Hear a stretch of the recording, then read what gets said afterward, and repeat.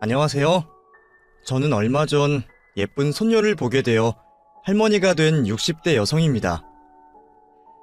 저는 요즘 손녀 재롱에 시간 가는 줄을 몰라요.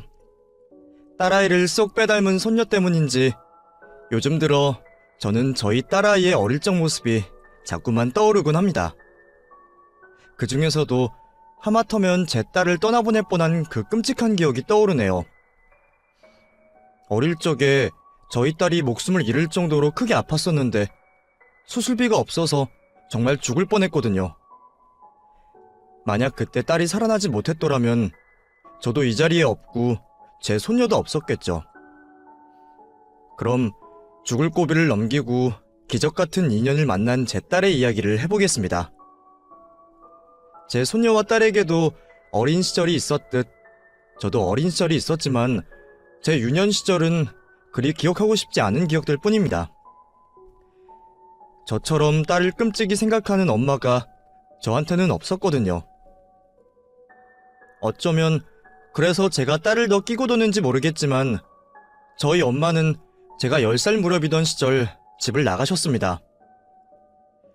자식을 버리고 간 어미를 이해할 수 없을지 모르지만 저는 그런 엄마를 원망할 수만은 없었습니다. 저희 엄마는 술만 마시면 세간살림 깨부수고 죄 없는 아내를 때리는 술주정뱅이 아버지한테 시달릴 만큼 시달리신 분이셨거든요. 제가 거의 매일 술 심부름을 했던 걸 보면 아버지가 술을 거르는 날은 거의 없으셨을 겁니다. 맨정신이었을 때보다 취해 계시는 날이 훨씬 많으셨겠죠. 술 취한 사람들이 다 그러는지는 모르겠지만 저희 아버지는 술이 들어가면 사람이 겁이 없어지고 난폭해지곤 했습니다. 평소 밖에서는 밀린 임금 달라는 소리도 못하고 다니면서 꼭 집에서는 처자식 앞에 소리 지르고 윽박 지르며 집에는 늘 큰 소리가 나곤 했습니다. 나도 엄마도 잘못한 건 없는 것 같은데 꼭 무슨 핑계와 꼬투리를 잡아서라도 화풀이를 해야 직성이 풀리는 듯 화를 내시더라고요. 엄마는 그 고생을 10여 년을 견디셨고 같이 괴로웠던 저는 차라리 엄마가 나를 데리고 도망가줬으면 좋겠다 생각하곤 했었어요. 어차피 집은 불편하기만 했고 돈벌이도 시원찮은 아버지가 계신다고 해서 특별히 사정이 나은 것 같지는 않았거든요. 그런데 엄마는 어느 날 혼자 사라지셨어요. 그때가 제가 10살 되던 해였죠. 학교 다녀왔다고 인사하러 주방으로 곧장 뛰어들어가는데 엄마가 어디에도 안 계시는 겁니다. 방에 계시나 싶어서 방문을 열어보니 거기도 엄마의 흔적은 없었어요. 그제서야 저는 집안이 평소와는 다르다는 걸 느꼈습니다. 장롱을 열어본 저는 엄마가 유일하게 가지고 계시던 큰 짐가방이 사라졌다는 걸 발견했습니다. 이사갈 때마다 그 안에 가득 중요한 물건들을 담으셨던 엄마가 그 가방과 함께 감쪽같이 사라져버린 거죠. 저는 그 후로 다시는 엄마를 만난 적이 없었고 엄마가 없는 제 삶은 무척 외롭고 괴로웠습니다. 아버지는 엄마가 도망을 간 이후 더 자주 술을 드셨고 가끔씩은 아줌마들을 집에 데려오곤 하셨어요. 무서운 아버지랑 단둘이 있는 것도 싫었지만 집에 모르는 사람이 들어오는 것도 달갑지 않았죠. 아무리 생각해도 어린아이가 자라기에는 좋지 않은 환경임이 분명하네요. 그래서 저는 늘 하루빨리 나이가 들고 싶었습니다. 내 몸 하나 건사할 수 있는 나이가 되면 언제라도 그 집을 벗어나서 새 삶을 살고 행복해지고 싶었거든요. 하지만 집을 벗어났다고 해서 쉽게 행복이 찾아오는 건 아니었어요. 아버지를 벗어났지만 세상은 녹록지 않더라고요. 무턱대고 집을 나왔지만 그 나이 여자애가 갈 만한 곳은 그리 많지 않았습니다. 그래서 저는 18살 나이에 공장의 객공으로 취직을 하게 되었어요. 그때는 여자들이 많이들 공장에서 미싱을 돌리던 시절이었거든요. 그래서 저도 아는 언니 따라 서울로 상경해 공장에 취직을 하게 되었습니다. 그 당시 저희 같은 사람들을 공순이라고 불렀는데 지금이야 그러려니 하지만 그때는 공순이라는 말이 정말 듣기 싫었어요. 그래도 그 공순이들이 있기에 대한민국 산업이 부강하는 거라며 저는 나름의 자부심을 가지고 일을 했습니다. 그렇게 저는 공순이 생활을 오래 했어요. 18살 꽃띠 나이에 처음으로 미싱을 잡고 저의 20대 시절이 모두 공장에 남아 있었죠. 일하면서 받은 월급은 얼마 되지 않지만 저는 그 돈을 아끼며 차곡차곡 모았습니다. 먹고 싶은 것 안 먹고 사고 싶은 것 안 사면서 무조건 저축하기가 쉽지는 않았어요. 시골에서만 살다가 처음으로 도시 풍경을 본 탓에 나도 극장 구경 가고 싶고 다방도 가보고 싶었지만 그때는 어떻게든 허리띠 졸라매고 참았습니다. 그렇게 모은 돈으로 이루고 싶은 꿈이 있었거든요. 제가 바란 건 그리 큰 꿈은 아니었어요. 그냥 좋은 남자 만나서 서로 힘 합쳐서 결혼해 예쁜 가정을 꾸리는 것. 그게 제가 바라던 유일한 것이었습니다. 부모님 두 분 다 살아계시니 고아는 아닌데 차라리 고아가 낫겠다 싶을 정도로 외롭게 지냈으니 어른이 되면 내 힘으로 내 가정을 꾸리고 싶었거든요. 돈도 그래서 아등바등 모았던 거죠. 그때는 저도 꿈만 야무졌는지 결혼할 만한 남자를 찾는 건 쉽지 않았습니다. 제가 제일 기피하던 사람이 저희 아버지 같은 사람이었는데 세상 남자들은 죄다 저희 아버지 같더라고요. 어쩜 그렇게들 술 담배를 좋아하는지 일단 술 마신다고 하면 퇴짜를 놓다 보니 만날 남자가 별로 없었죠. 그러다 만난 게 제 남편이었습니다. 제가 원하는 남자 조건을 알고 있던 지인 하나가 술을 절대 안 마시는 남자라며 소개를 해줬거든요. 술을 안 마셔서 그런지 맑은 얼굴에 쑥스러운 듯 제 눈을 잘 마주치지 못하는 남자가 무척 순수하고 귀여워 보였습니다. 보통 남자는 남자다워야 한다며 허세 있는 남자들이 많은데 저는 그런 게 정말 싫었어요. 어쩌면 그런 게 전부 폭력적인 아버지와 관련된 저의 유년 시절 트라우마였을지도 모르겠지만 저는 순해 보이는 남편이 마음에 들었고 저희는 계속 만남을 가지게 되었어요. 그리고 만난 지 반년 만에 결혼을 결정하게 되었죠. 그때는 중매 결혼이 더 많은 시절이라 연애 결혼도 길게 연애하는 일이 별로 없었어요. 반년 정도 만났으면 만날 만큼 만나봤다 싶어 결혼하는 게 자연스러웠죠. 남편과 연애를 하던 그 반년간 저는 정말로 행복했습니다. 남편이 저를 무척이나 아끼고 챙겨주었거든요. 평생 살면서 나한테 그렇게 해주는 사람이 아무도 없었는데 갑자기 공주 대접을 받으려니 사람 마음이 어떻겠나요?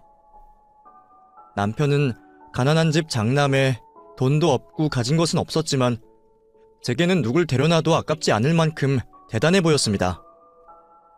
그 사람과 결혼만 하면 제 인생에도 행복이 펼쳐질 것만 같았어요. 콩 한쪽도 정답게 나눠 먹고 웃음이 끊기지 않으면 그게 행복 아니겠나요? 남편은 늘 저를 웃게 해주고 기댈 수 있게 해주는 사람이었기에 저는 그런 남편과 행복을 꿈꿀 수밖에 없었습니다.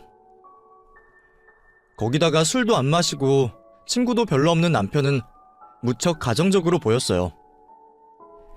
길에서 아이들만 봐도 눈을 못 뗄 정도로 아이를 좋아하고 저한테도 자기는 아이가 생기면 열과 성을 다할 거라며 말하곤 했었습니다. 사실 남편도 어릴 적 어머니가 일찍 돌아가신 탓에 저처럼 가정을 꾸리는 것에 대한 기대가 있었거든요. 어머니가 안 계셔서 어려서부터 집안일을 해와서 집안일도 곧잘 했기에 당시로는 이만한 남편감이 없다 싶었죠. 그때는 가부장적인 분위기가 깔려있어서 남자들이 집안일에 신경 쓰는 시절이 아니었거든요. 근데 저희 남편은 청소며 요리며 모자람 없이 하는 사람이었기에 저는 그 사람을 놓치면 다시는 그런 남자를 만나지 못할 거라 생각했죠. 그렇게 결혼을 하게 된 저희는 작은 단칸방에서 신혼을 시작하게 되었습니다. 여름에는 개미가 들끓고 마당에서 바퀴가 들어오는 열악한 환경이었지만 사랑하는 남편과 함께라면 모든 게 행복하기만 했어요.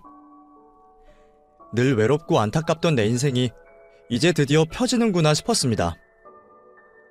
금슬이 좋은 덕인지 저는 결혼하고 1년 만에 아이를 가지게 되었습니다. 결혼해서 남편한테 사랑받으며 우리 부부 닮은 아이 낳고 살기를 바라던 제 꿈이 드디어 이루어지는 날이었죠. 누구보다 기뻐하며 남편에게 임신 소식을 전했던 날, 남편은 너무 행복해했어요. 여보, 나 임신이래. 우리 아이가 생겼대. 정말? 그게 정말이야? 우리가 부모가 된다고? 당신은 아무 걱정하지 마. 앞으로 내가 더 좋은 남편, 좋은 아빠 될 거고 우리 식구들 위해서 더 큰 집으로 이사도 갈 거야. 이제 진짜 더 행복하게 해줄게.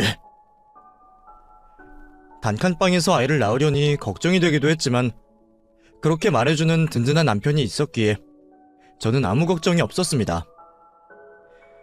남편은 임신한 저를 위해 무척 챙겼어요. 먹고 싶다면 나가서 사오고 다리 아프다고 하면 하루 종일 주물러주고 자기도 밖에서 일하고 들어와서 힘들 텐데 저랑 아이 생각한다고 그러는 걸 보면 다시 한번 내가 결혼을 잘했구나 싶은 거죠. 덕분에 저는 호의호식하며 임신 기간을 잘 견딜 수 있었습니다.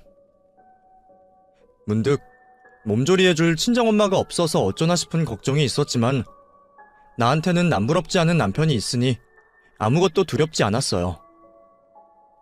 그리고 저는 딸을 낳았습니다. 남자들은 원래들 좀 그런지 저희 남편도 은근히 자기 닮은 아들이기를 바랬지만 저는 절 닮은 제 딸이 참 예뻤습니다.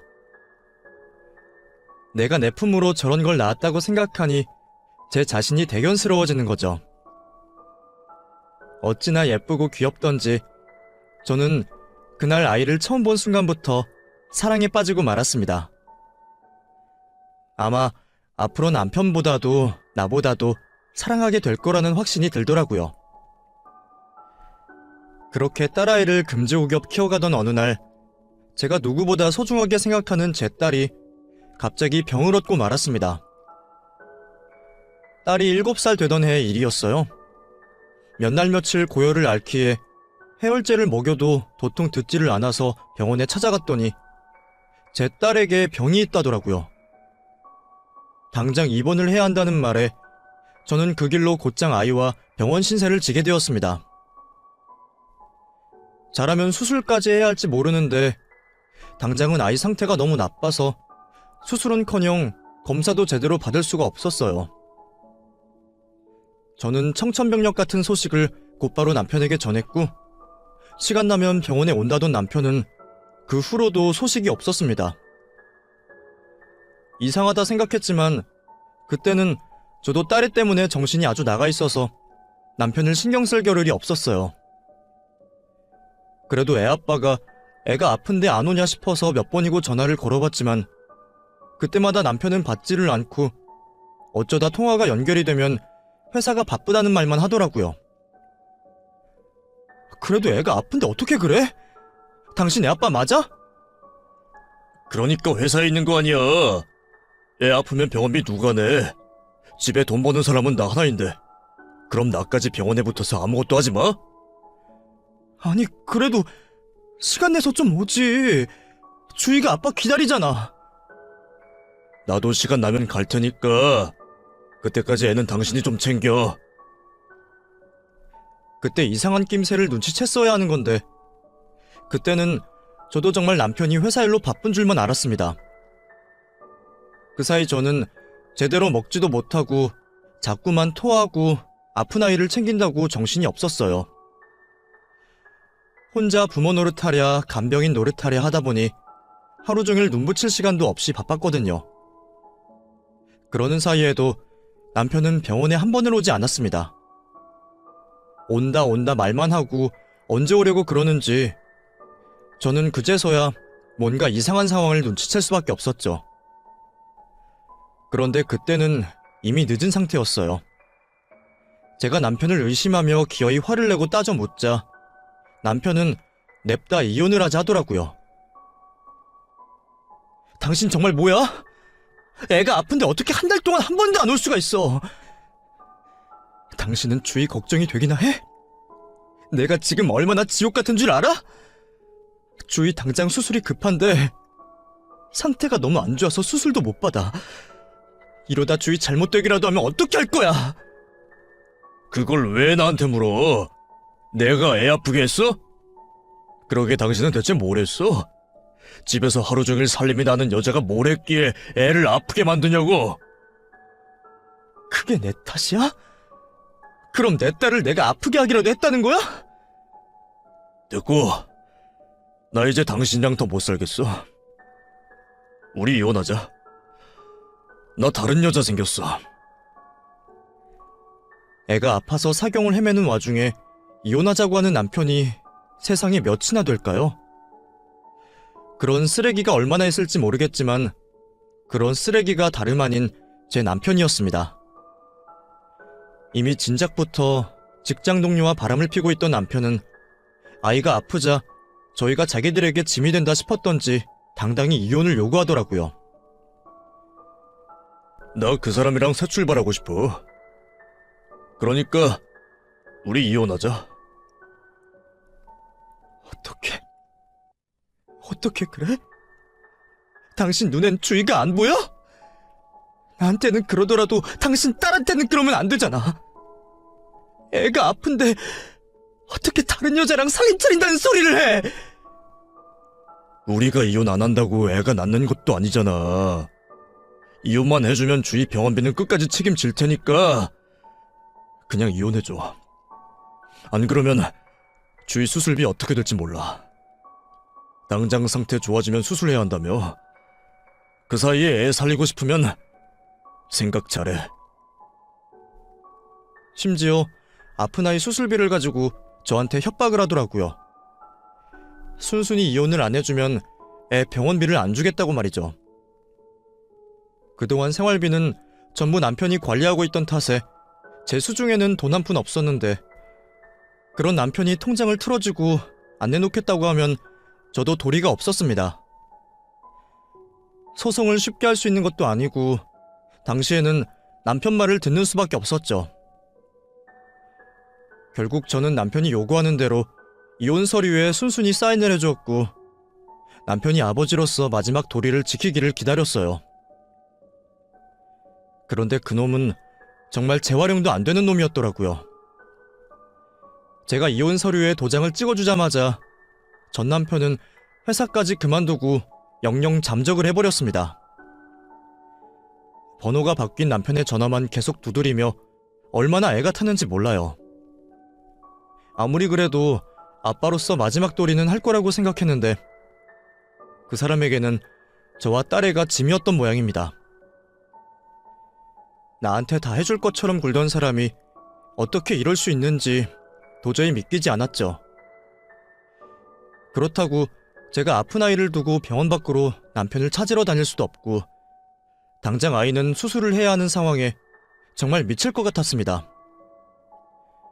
돈은 한 푼도 없지, 수술을 못 받으면 아이는 죽는다지. 이걸 어떻게 해야 할지 답이 없는 상황이었어요. 내가 가진 것 다 팔고 끌어봤자 그동안 밀린 입원비도 해결이 안 되는데 당시에 몇백만 원 하는 그 큰 돈을 제가 어디서 구하나 말이에요. 아이 앞에서는 티를 낼 수 없던 저는 매일 밤마다 병원 마당 구석에서 숨죽여 울곤 했습니다. 오죽하면 종교도 없던 제가 하늘에 빌어보고 사정하고 별짓을 다 했죠. 그러다 어느 날 우는 저를 달래주는 한 사람을 만났어요. 나와 엇비슷한 또래로 보이는 여자였는데 그 여자도 무슨 사정이 있는지 다 죽어가는 모습으로 있더라고요. 자기도 상황이 그리 좋아 보이지는 않는데 누가 누굴 걱정하는지 저한테 무슨 일이 있냐 묻는 물음에 저는 저도 모르게 제 기구한 사정을 털어놓았습니다. 어려서 엄마가 도망가고 주정뱅이 아버지랑 살다가 이제는 남편까지 바람나서 아픈 애 버리고 도망가 버리고 수술받아야 살 수 있는 아이는 곧 죽을 날만 받아놨다고 말이죠. 그 사람도 제 사정이 딱한지 저를 한참 토닥여 주었지만 그 사람도 제게 도움을 줄 수는 없었습니다. 그래도 누구한테 말을 하고 보니 마음은 좀 풀리더라고요. 하지만 제 마음이야 어떻든 무슨 상관이겠어요. 결국 수술을 받지 못한다면 제 딸은 죽을 목숨이기에 저는 제 딸을 지키지 못했다는 죄책감에 시달릴 수밖에 없었습니다. 아이가 수술을 못 받아서 죽는다면 결국 나도 죽어야 하는 거겠죠. 그 사이 수술 날짜는 다가오고 돈을 구하지 못했던 저는 아이와 함께 강물에 떨어질 결심까지 하고 말았습니다. 아이에게는 너무나 미안했지만 당시에는 정말 도리가 없었어요. 그런데 그때 누가 저희 딸의 병원비를 냈다는 소식을 듣게 되었습니다. 어머니, 주위 수술비 수납돼서 일주일 안에 바로 수술 들어갈 거예요. 예?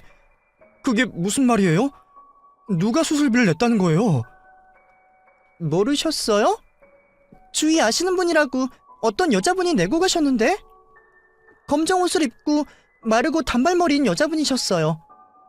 누군지 모르세요? 순간 저는 며칠 전 저의 한탄을 들어주었던 그 여자가 생각이 났습니다. 간호사가 설명하는 인상착의가 딱 그 사람이었거든요.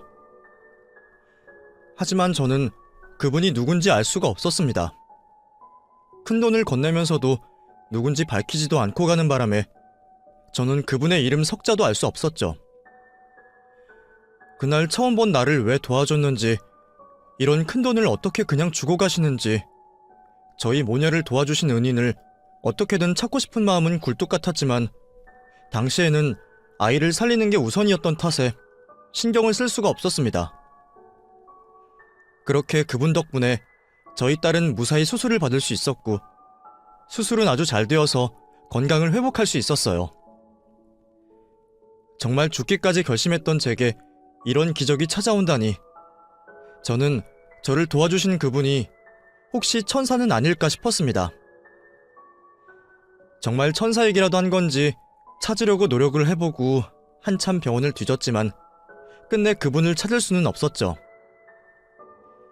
제 딸을 살려주신 은인에게 은혜를 갚고 싶었지만 만날 수 없었던 저는 그 후로 마음가짐을 달리했습니다. 내가 생전 처음 본 누군가에게 도움을 얻었던 것처럼 나도 누군가에게 도움을 주겠다고 말이에요.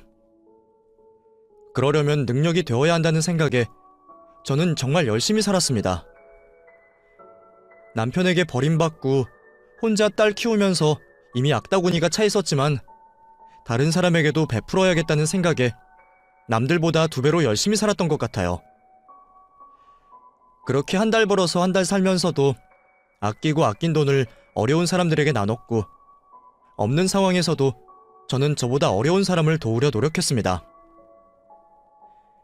남을 도우면서 살다 보니 복이 따라오른 건지 좌판에서부터 시작한 액세서리 장사가 점점 잘 되기 시작하면서 저는 어느새 가게를 차리고 몇 년 뒤에는 그 가게로 체인까지 내게 되었습니다. 처음에는 나 같은 사람들에게 기회를 주고 싶어서 시작한 체인 사업이었는데 하다 보니 돈은 저절로 따라붙게 되더라고요. 덕분에 저는 하나뿐인 제 딸을 어렵지 않게 키울 수 있었습니다. 딸이 아픈 뒤로는 딸만 보고 살았던 저라서 제 자식에게는 정말 다 해주고만 싶었는데 말이에요. 어떻게든 우리를 버린 전 남편보다 잘 살아야지 싶었는데 참 다행이었죠. 그렇게 키운 딸은 제 바람대로 좋은 대학 나와서 대기업에 취직까지 했습니다. 7살 무렵 아파서 죽을 뻔했던 그 시절을 생각한다면 딸이 건강하게 자라준 것만으로도 고마운데 그만큼 자랑스럽게 자라주니 저도 더 이상은 바랄 게 없다 싶었어요. 아직 20대 한창 나이이니 자기 인생 즐길 만큼 즐기다가 좋은 사람 만나서 결혼하면 되겠다 싶었죠. 아니, 사실 결혼을 안 하겠다고 해도 괜찮을 것 같았어요. 제가 워낙 전 남편에게 호되게 당한 탓인지 세상에 믿을 만한 놈 없다 싶었거든요. 더군다나 요즘은 이혼율도 워낙 높다는데 그래서 내 딸도 나랑 비슷한 아픔을 겪느니 차라리 혼자 즐기는 게 낫다 싶었죠. 그런데 그런 딸이 너무 이른 나이에 결혼을 하고 싶다면서 집에 남자친구를 데려온다는 겁니다. 그동안 애인은 없냐, 연애는 어떻냐 물어봐도 남자친구도 없다면서 딱 잡아떼더니 언제 저 몰래 남자친구를 만들어서 사귀고 있었나 싶어 충격이었어요. 심지어 엄마는 하나뿐인 딸이 연애를 하는지도 모르는 동안 자기는 결혼까지 생각했다니 말이죠. 이걸 웃어야 하나 울어야 하나 모르겠는데 그 와중에도 저는 걱정부터 앞섰습니다. 옛말에 딸들은 아빠 닮은 남자를 만난다는데 설마 우리 딸이 그런 이상한 놈을 만날까 싶어서 말이에요. 저희 딸도 아빠 없이 자란 탓에 혹시 옛날의 나처럼 일찍 가정을 꾸리고 싶은 마음에 웬 놈에게 콩깍지가 씌인 건 아닐까 싶었습니다. 저도 그 나이에는 불우한 가정 환경 탓에 불안정했던 제 삶이 결혼으로 달라질 거라 생각했거든요. 그래서 제가 염려하는 줄 알고 저한테 말을 아끼던 딸이었지만 저는 딸이 어떤 남자를 데려올지 두려웠어요. 저도 보는 눈이 없어서 결혼 생활을 망쳤기에 딸아이에게 딱히 해줄 말은 없지만 그래도 누구보다 소중한 내 딸이 나와 같은 실수를 하지 않기를 바라는 마음에 그런 걱정이 당연할 수밖에 없었죠. 너 이제 겨우 27인데 무슨 결혼이야? 대학 졸업한 지 얼마나 됐다고? 너무 빠른 거 아니니? 엄마는 나보다 더 어릴 때 결혼했으면서 무슨 소리야. 그때랑 지금이랑 같아? 요즘은 37도 부모랑 같이 살고 애처럼 구는데 너는 아직 30도 안 됐잖아. 근데 내가 널 어떻게 시집을 보내니? 엄마, 27도 충분히 어른이야. 엄마 눈에는 내가 37이 아니라 67이 되어도 아이가 될 것 같은데? 엄마는 진짜 나를 너무 어리게만 봐. 내가 아직도 철없는 7살인 줄 알아? 나 미성년자 벗어난 지 한참이고 벌써 대학 졸업하고 사회생활까지 잘하고 있어. 밖에서 나 애로 보는 사람 아무도 없어. 그래도 내 눈에는 아직 애지. 그리고 사회생활 하는 거랑 결혼이랑 같니? 대체 어떤 놈이길래 네가 이래? 언제는 결혼 안 하고 나랑 평생 같이 살겠다 그러더니 갑자기 무슨 결혼이야? 갑자긴 아니야. 벌써 1년 넘게 만났고 처음 만났을 때부터 지금까지 그 생각 변함없어. 뭐? 처음 만났을 때부터 결혼 생각을 했다고? 이것 봐. 엄마가 너무 과민 반응을 하니까 내가 엄마한테 편하게 얘기를 할 수가 있어야지.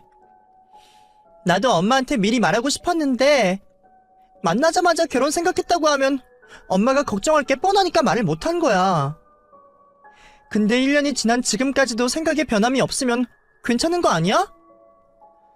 네가 뭐 남자를 볼 줄이나 아니? 남자들 겉만 본다고 될 게 아니다. 네 아빠도 첫인상은 얼마나 좋았다고. 세상에서 그렇게 가정적이고 다정한 남자는 없었어. 아마 너도 그때 네 아빠 봤으면 깜짝 놀랐을걸? 아, 왜 자꾸 나는 기억도 안 나는 아빠 얘기를 해? 그래서 내 남자친구가 아빠 같다는 거야? 나야말로 아빠 같은 사람 싫어. 근데 이 사람은 다르다고. 엄마 눈에는 세상 남자들이 다 도둑놈, 놈팽이, 사기꾼 같아 보이겠지만 어떻게 세상 사람들이 다 그러겠어. 그 중에도 좋은 사람은 있겠지. 그게 네가 만나는 놈이라고 어떻게 확신해? 저도 그렇게까지 말하고 싶진 않았는데 생각과 다르게 말이 더 험하게 나가고 말았네요. 저도 아량이 넓은 엄마가 되어 아이가 누굴 데려와도 자식의 선택을 믿고 존중해주고 싶었지만 제가 한번 뼈아픈 고통을 겪어봤던 사람이라 그런지 딸의 남자 문제에 대해 예민할 수밖에 없었습니다. 가뜩이나 예전에 대학 다닐 때도 어디서 말도 안 되는 남자친구를 만나느라 제 속을 썩인 일이 있었는데 제가 어떻게 딸의 안목을 믿을 수가 있겠어요. 게다가 요즘에는 30에도 이르다고 결혼을 미루고들 하는데 저희 딸 27이면 한창 좋을 때잖아요.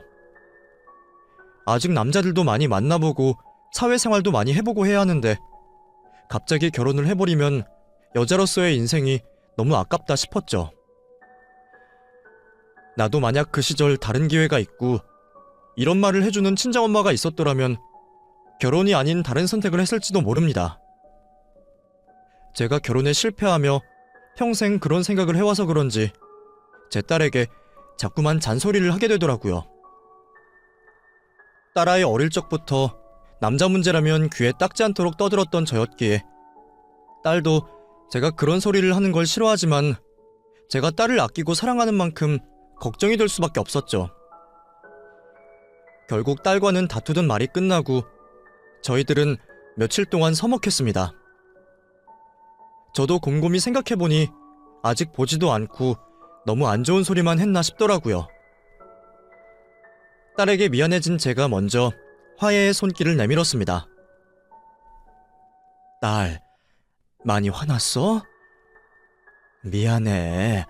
엄마는 걱정이 돼서 그랬지. 엄마는 날 너무 애 취급해. 그런 게 오히려 자식 망치는 거야. 알아? 그래. 엄마가 나이 들수록 더 걱정만 늘어서 그래. 엄마가 미안해. 그러니까 화 풀고 남자친구 데리고 와봐. 결혼도 얼굴 봐야 시키든지 말든지 하지.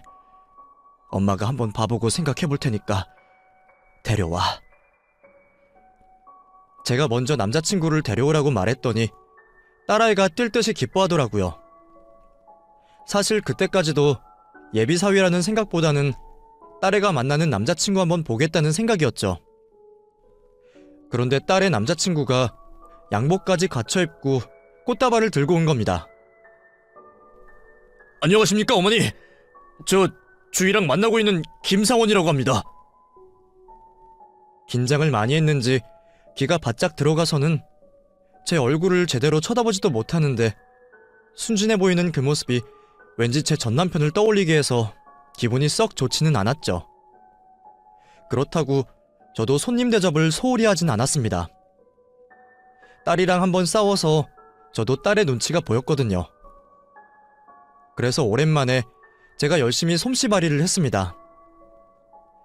양장 피며 구절판이며 손 많이 가는 잔치 음식들을 한껏 차려주었죠. 딱히 사위 대접한다 생각했던 건 아니지만 어쨌거나 우리 집에 온 손님이니 손님 대접을 했던 거죠. 그래도 잔뜩 긴장하면서도 반찬 안 가리고 이것저것 잘 먹는 모습이 보기 나쁘지는 않았습니다. 그런데 본격적으로 이야기를 하다 보니 아무래도 그 청년이 제 기대에 많이 미치지 못하는 겁니다. 우리 딸은 명문대 나와서 여기저기서 오라고 할 정도로 능력 좋고 야무진 데 비해 그 청년은 이렇다 할 재능이 없어 보였거든요. 그래, 자네는 어느 대학 나왔나? 지금은 무슨 일 하고 있어? 예, 저는 4년제 국립대를 나와서 지금은 IT 업계에서 프로그래머로 일하고 있습니다. 무슨 회사인데? 들으면 알만한 회사야? 아직 엄청 유명한 회사는 아니지만 그래도 이쪽 업계에서는 꽤 괜찮습니다. 상원 씨 괜찮은 회사 다녀. 그리고 원래 프로그래머는 회사가 중요한 게 아니야. 기술만 좋으면 부르는 게 연봉인데. 그리고 회사가 어딘지 말하면 엄마가 뭐 다 알아? 너는 왜 끼어들고 있어? 네가 남자친구 대변인이라도 되니? 아니, 엄마가 너무 몰아세우니까. 딸애는 제가 자기 남자친구를 구박이라도 할까 싶은지 계속 옆에서 말을 거들며 눈을 떼지 못하더라고요. 차라리 가만히나 있지 저는 그게 더 꼴보기가 싫었죠.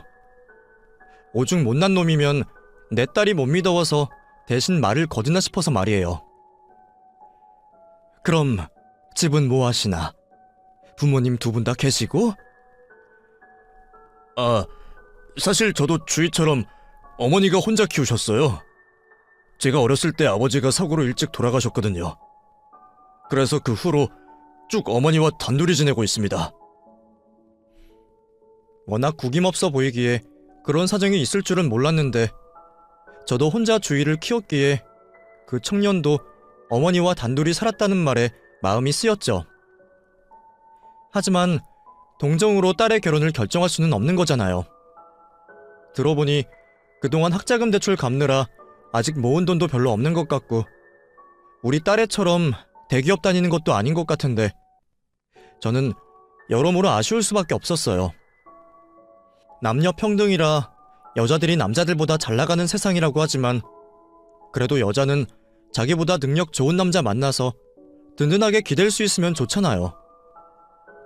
그 청년이 기술이 얼마나 좋아서 얼마를 벌든 저희 딸애보다 연봉이 적을 것 같은데 그걸 보고 자격지심 같은 건 없을지 괜히 나중에 우리 애만 고생하는 건 아닐지 걱정이었습니다. 그래도 사람 자체는 좋아 보여 다행이다 싶었어요.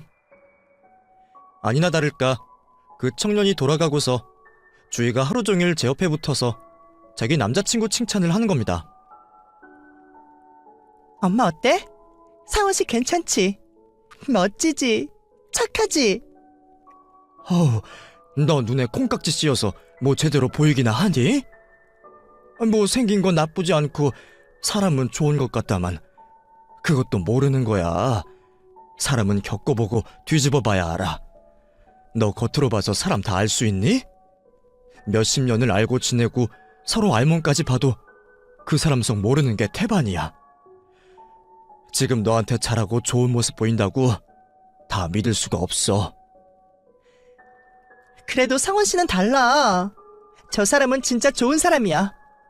왜 내가 다쳐도 다른 사람 먼저 살리는 사람 있잖아. 상원씨가 딱 그런 사람이야. 엄마는 손해보는데도 다른 사람한테 선뜻 도움 줄 수 있어? 그거야 상황이 어떠냐에 따라 다르지. 네가 너무 좋은 모습만 보는 거 아니야? 엄마가 상원씨를 직접 겪어봐야 아는 건데. 엄마 말대로 사람 안 겪어보면 어떻게 알아. 근데 나는 알아. 그래서 이 결혼 확신이 생긴 거고. 엄마가 왜 그렇게 걱정을 하는지, 내 결혼을 염려하는지 아는데 나는 엄마가 나를 조금만 더 믿어줬으면 좋겠어. 나 엄마가 그렇게 무르게 키우지 않았잖아. 딸애가 당신이 키운 자식 한번 믿어보라며 그런 말을 하는데 순간 말문이 탁 막히더라고요. 내가 열과 성을 다해 키웠는데도 내가 내 딸을 못 믿는다는 게 우스운 일이기는 했습니다. 머리로는 그걸 알면서도 왜 매번 실행이 안 되는 건지 저도 답답해서 죽을 것 같았어요. 그럴 때마다 저는 차라리 딸애가 죽을 고비를 넘기지 않았더라면 미련이 좀 덜했을까 싶은 생각이 들곤 했습니다. 자식을 한번 잃을 뻔하고 나니 자꾸 염려가 되었거든요. 그래도 결국 고비를 이겨낸 건 제가 아니라 주희였죠. 저는 옆에서 있어줬을 뿐 한 건 별로 없었으니까요. 그래서 저는 딸의 말대로 딸애를 믿어보기로 했습니다.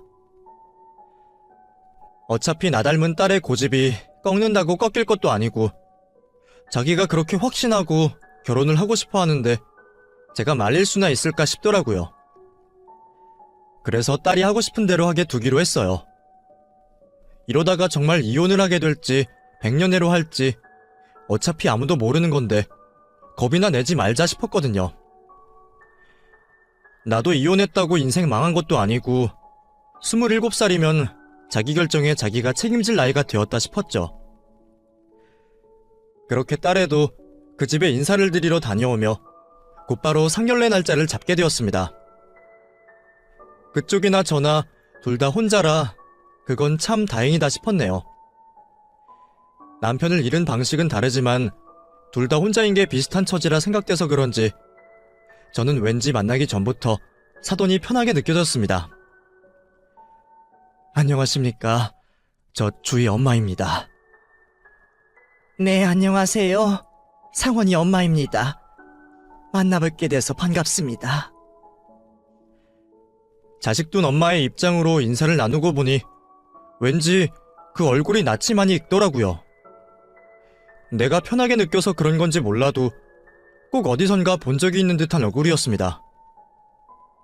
근데 혹시 우리가 어디서 만난 적이 있나요? 분명 처음 뵙는 것 같은데 이상하게 낯이 익어서요. 글쎄요. 저는 오늘 처음 뵙는 것 같은데요. 저를 모른다는 사돈의 말에 저는 제가 착각을 한 거라 생각하고 말았습니다. 하기사 장사하면서 별별 손님 다 만났으니 누굴 봐도 닮았다 싶을 수 있겠다 생각했죠. 상견례가 시작되고 저희는 아이들 결혼에 대해 이야기를 나누었습니다. 결혼식은 언제쯤이 좋을지, 집은 어떻게 할지, 예물 예단은 어쩔지 정하고 같이 고민해야 할 게 너무 많더라고요.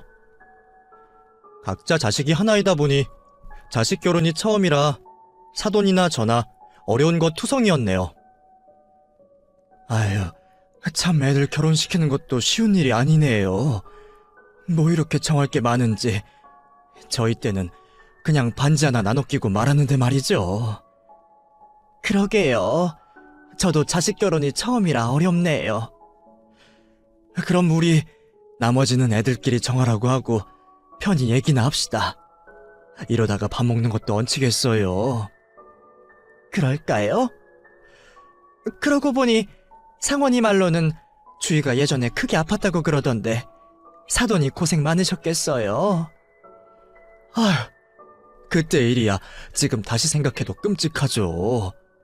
멀쩡하던 애가 갑자기 아파서 수술을 해야 한다고 하는데 그때 제가 하필 남편이랑 이혼을 해서 돈이 한 푼도 없었거든요. 어머나, 걱정이 많으셨겠네요. 아이가 아픈 것만으로도 마음이 찢어질 텐데. 그러니까 말이에요. 남편 놈은 저 자식 버리고 나몰 나라 도망가 버리고 저 혼자 아픈 애 데리고 돈 벌러도 못 나가니 정말 미칠 것 같은 거죠. 게다가 제가 고아나 마찬가지라 어디 손 빌릴 곳이 하나도 없었어요. 이런 말 해도 될지 모르겠는데 그때는 정말 애랑 같이 죽어버릴까 싶더라고요. 어차피 수술 못 받으면 죽는다는데 애 죽으면 내가 살아서 뭐하나, 그냥 같이 죽어버려야지, 그런 마음이었죠. 그런데 그때 누가 우리의 수술비를 대신해 준 거예요. 기억으로는 내 또래 아이 엄마였는데 이름도 말 안 해주고 가더라고요. 혹시 그때 그 병원이 인천에 있는 건가요? 한 20년 전에요. 어머, 사돈이 그걸 어떻게 아세요? 세상에. 그러고 보니 아까 어디서 봤냐고 물으셨을 때 저도 긴가민가 했는데 아무래도 그거 제 얘기 같은데요? 예? 저희의 병원비 내주신 분이 사돈이시라고요? 사실 저희 남편이 죽은 지 딱 20년 되었거든요. 그때 남편이 갑작스럽게 사고로 떠나고서 장례 치르고 정신이 하나도 없었는데 그때 병원에서 울고 있던 아기 엄마를 봤었어요. 남편 죽은 나보다 서럽게 울길래 무슨 일인가 싶었더니 애가 수술 못 받으면 죽는데 병원비가 없다고 그러더라고요. 맞아요. 내가 그때 그분을 붙잡고 얘기를 했었어요. 돈이 없어서 애를 죽이게 생겼다고. 마침 저희 애랑 나이도 얼마 차이 안 나고 안타까워 보여서 마음이 쓰였어요. 근데 마침 저희 남편 앞으로 보험금이 얼마 나왔더라고요. 애초에 사망보험으로 넣은 게 아니라서 많지는 않지만 어린애 하나는 살릴 수 있는 돈이었죠. 그래서 제가 병원에 그 아이 수술비를 대신 냈어요. 괜히 신원을 밝히면 빚이라 생각해서 부담스러워 하실까봐 익명으로 해서요. 저도 너무 오래돼서 아이 이름이 기억은 잘 안 나는데 지금 생각해보니 주의가 맞았던 것 같네요. 세상에. 오래전 이야기지만 제게는 너무 생생한 그날의 기억이었습니다. 그런데 그런 제 기억과 정확히 일치하는 사돈의 설명에 저는 온몸에 소름이 돋는 기분이었어요. 오래전 내 딸의 수술비를 대신 내주셔서 두 사람의 생명을 살리고 내가 남들에게 똑같이 베풀며 살게 해준 그 은인이 내 사돈 될 사람이라니. 어떻게 우리가 20년 만에 사돈지간으로 다시 만날 수가 있었을까요? 그 당시에는 통성명도 하지 못하고 감사하다는 인사도 제대로 드리지 못해서 평생 갚지 못하는 애를 비처럼 여기며 살았는데 말이죠. 드라마에서도 없을 기막힌 인연에 저는 온몸이 떨렸습니다. 세상에, 그분이 사돈이셨군요. 그때 사돈이 아니었더라면 저나 제 딸은 지금 이 자리에 없었을 겁니다. 정말 죽음을 결심할 만큼 힘든 상황이었는데 아무도 도와주는 사람이 없던 상황에 저를 도와주는 사람이 있다니, 저는 천사일 거라고만 생각했어요. 비루하게 고생만 하다 죽게 된 나를 가엾게 생각해서 하늘에서 마지막으로 기회를 주신 거라고 말이에요. 그게 아니면 믿을 길이 없었는데 그게 사돈이셨다니, 제가 이제 와서 뭐라고 감사를 드려야 할까요? 무슨 말로도 그 감사함을 표현할 수가 없기에 말 대신 눈물만 쏟아지더군요. 저야말로 감사하죠. 주위도 사돈도 살아주셔서 정말 감사합니다. 그때 제가 주위를 돕지 않았더라면 우리 상원이 좋은 인연이 없어질 뻔했네요. 어쩌면 정말로 하늘이 도와주신 걸지도 모르겠어요. 정말 그래요. 이건 그런 게 아니면 말이 안 되잖아요. 어떻게 이런 인연이... 그러게요. 지금 생각해보니 그때 저희 남편이 도와준 건 아닌가 싶네요. 자기는 떠났지만 남은 우리 상원이 좋은 사람 만나서 행복해지라고 말이에요.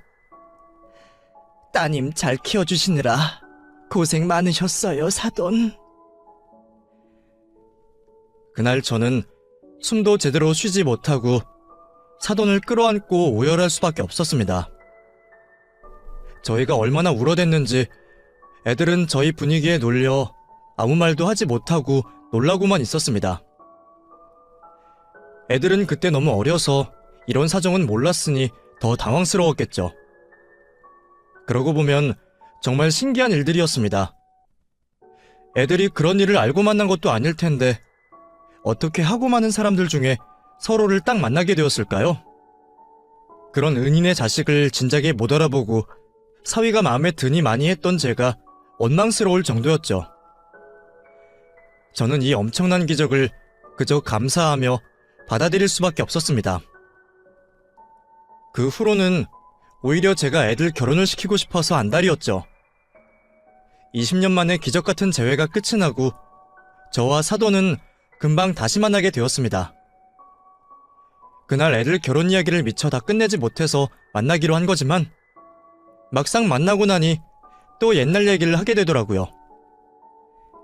내가 사돈께 은혜를 입고 어떤 마음가짐으로 살게 되었는지 서로 오래전 헤어진 친구처럼 그동안의 소식을 나누었습니다. 사실 제가 지금 이러고 사는 것도 다 사돈 덕분이에요. 은인을 직접 찾아서 은혜 갚고 싶은데 그럴 수가 없으니 나도 남들한테 베풀며 살아야겠다 싶었어요. 그래서 열심히 일해서 베풀고 또 일하고 그러다 보니 돈은 저절로 따라오더라고요. 아니에요. 저는 그런 도움 받아도 사돈처럼은 못했을 거예요. 사돈이 좋은 분이라 운이 따라온 거지. 아무나 그렇게 되나요? 그러고 보면 사돈은 그런 도움 받으실 만한 분이십니다. 제가 아니더라도 누군가는 꼭 사돈을 도왔을 거예요. 아유, 다 사돈 덕이라니까 그러세요. 저 정말로 사돈 이렇게 만나게 된 게 너무 다행이라 생각이 듭니다. 그동안 제가 직접 은혜를 갚고 싶어서 얼마나 안달이었는지 아세요? 남들한테 베풀었던 것도 혹시 이러다 보면 내게 도움 주신 분께 도움이 돌아가지 않을까 싶어서 그랬던 거예요. 근데 이제 직접 뵙게 됐으니 앞으로 제가 남은 평생 은혜 갚으면서 살겠습니다. 그날 후로 저와 사도는 둘도 없는 친구가 되었습니다. 정말로 20년 못 보고 살았던 친구처럼 남은 평생을 서로 의지하며 살기로 했죠.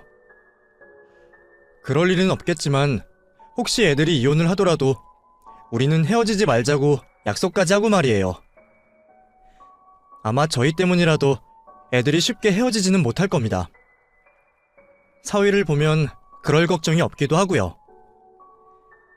딸아이 말처럼 사위는 요즘 보기 드물 정도로 좋은 청년이었습니다.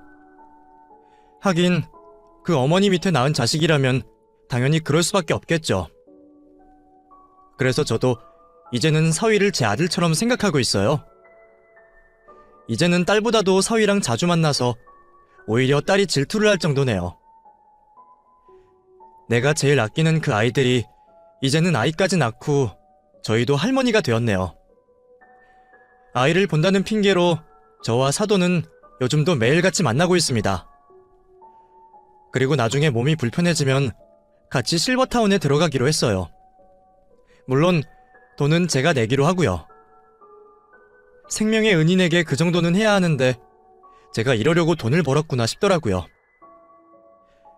그럼 앞으로 제 인생이 얼마나 남았을지는 모르지만 제가 세상을 떠나는 그날까지 저는 은혜를 갚으며 살아가겠습니다. 여러분들도 언제 어디서 귀한 인연을 만날지 모르니 늘 좋은 마음을 품고 살아가시길 바랍니다. 감사합니다.